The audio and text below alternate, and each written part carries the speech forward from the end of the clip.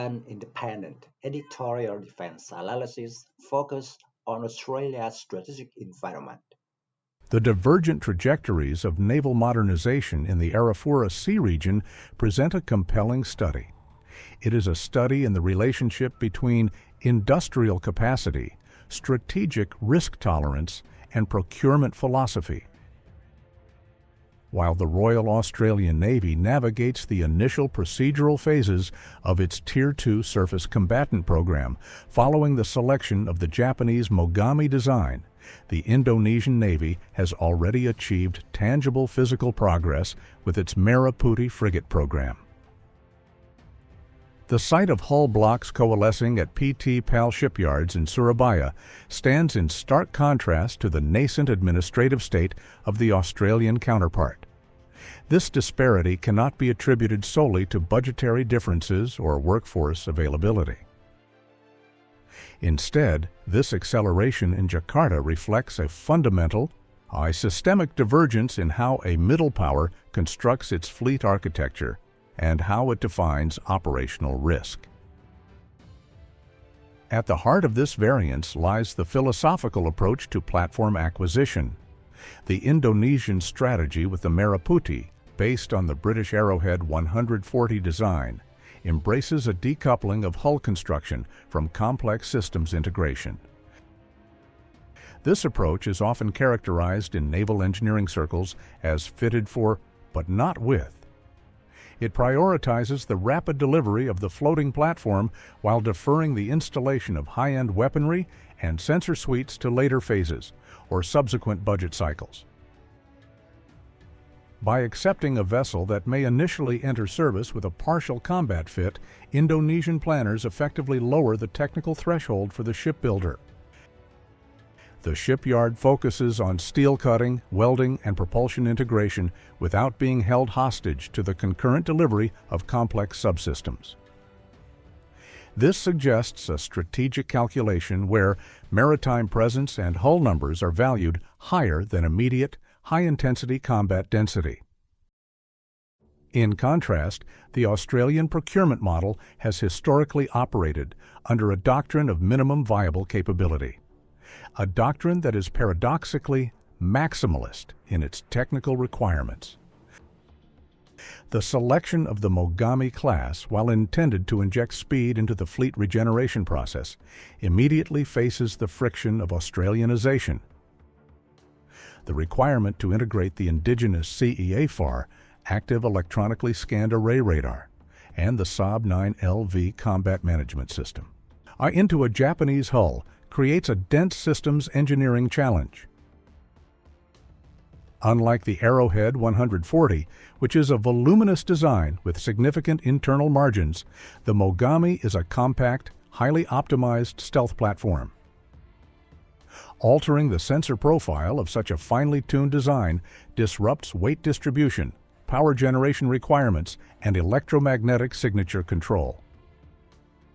Consequently, the Australian timeline is dictated not by how fast steel can be welded, but by how quickly complex sensor integration can be validated.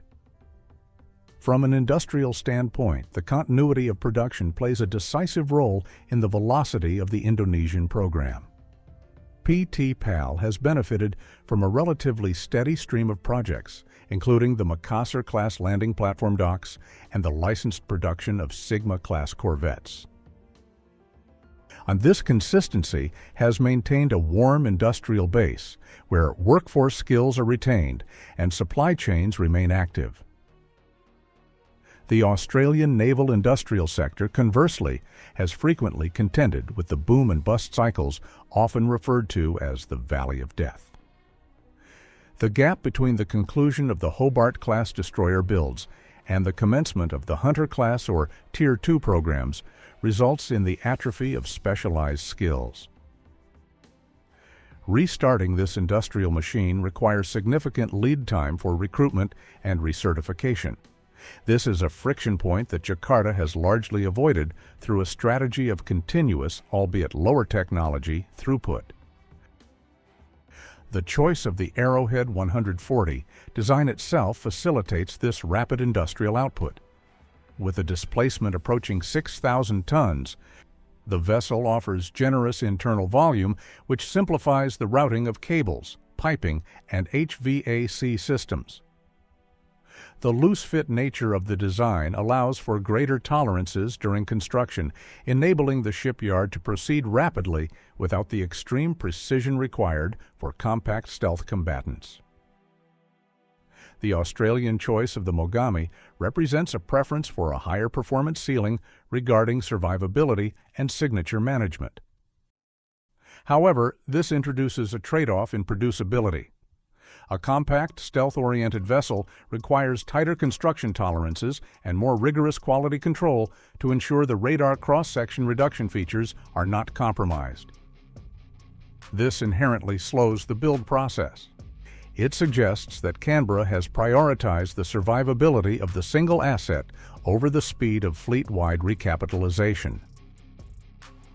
Furthermore, the procurement architecture in Jakarta appears willing to accept a higher degree of supply chain heterogeneity to maintain momentum. The Merah Putih program involves a British design, a Turkish combat management system, and likely French missile systems. While this creates a logistical tale that is complex to sustain over the life cycle of the vessel, it allows procurement officers to select available subsystems rather than waiting for a unified, single-source solution. The Australian approach remains deeply integrated with United States and NATO standards, prioritizing interoperability and secure data links above all else. This mandates a rigorous certification process for every component, ensuring that the final vessel can integrate seamlessly into a coalition task force. While this guarantees a higher tier of operational effectiveness in a peer conflict, it imposes a bureaucratic and technical drag that prevents the rapid acquisition of off-the-shelf solutions. The divergence also highlights a difference in the perception of strategic time. The Indonesian schedule implies a belief that the risk of a capability gap in the immediate term outweighs the risk of technological obsolescence or integration challenges in the future. They are building the bus before deciding on all the passengers. The Australian timeline, aimed at delivering a fully mature, high-end war-fighting capability later in the decade, suggests a calculation that the current fleet can bridge the gap. Or perhaps that a less-than-perfect ship is a liability rather than an asset in a high-threat environment. This reflects the distinct geographic and strategic burdens of the Royal Australian Navy, which is increasingly oriented towards high-intensity area denial and missile defense. This is distinct from the constabulary and archipelagic control focus that drives much of Indonesian naval planning. Ultimately, the lesson derived from the Merah Putih program is not necessarily that the Australian approach is flawed, but that the triangle of cost, speed, and capability remains an immutable constraint on naval planning. By prioritizing a larger, less dense hull and accepting evolutionary capability growth, Indonesia has maximized speed and visible deterrence. By prioritizing high-end integration, stealth, and immediate coalition interoperability with the Mogami, Australia accepts a longer gestation period.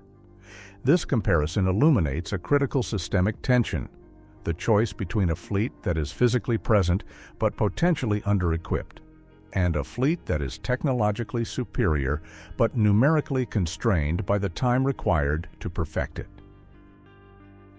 As regional tensions evolve, the validity of these respective bets will be tested not in policy papers, but in the sustained operational availability of hulls on the water.